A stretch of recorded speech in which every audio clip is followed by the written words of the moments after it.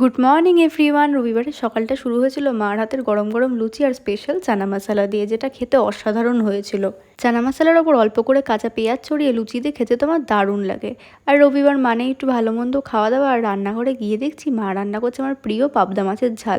জানো তো আমি সব মাছ খাই না, হাতে গুনে কয়েকটা মাছই খাই, আর তার মধ্যে প্রিয় হচ্ছে এই পাবদা মাছ। আর দুপুরবেলা খেয়েছিলাম পাবদা মাছের ঝাল, নারকেল ভাজা আর ডাল সেদ্ধ।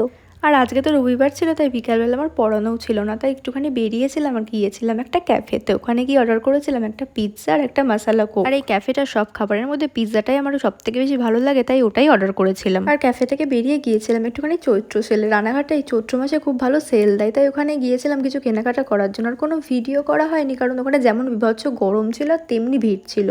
আর তারপর বাড়ি যাওয়ার সময় চোখে পড়লো একটা মোমোর দোকান, দেখেই তো আমার খেতে ইচ্ছা করলো, তাই নিয়ে নিলাম 1 প্লেট মোমো। আর আগে জানো তো মোমো খেতে আমি একদমই পছন্দ করতাম না, কিন্তু এখন মোমো খেতে আমার ভীষণ ভালো লাগে। আর আমি যেহেতু চিকেন আর মাটন কোনো মাংসই খাই না, তাই ভেজ মোমোই নিয়েছিলাম। আর মোমোটা খেতে অসাধারণ ছিল। আর শেষে একটা আইসক্রিম খেয়ে সোজা চলে গেছিলাম বাড়ি। আর হ্যাঁ, আজকের ব্লগটা এইটুকুই, দেখা হবে পরের ভিডিওতে। ভিডিওটা ভালো লেগে থাকলে ভিডিওটাতে লাইক করে চ্যানেলটা সাবস্ক্রাইব করে দিও। সবাইকে বাই।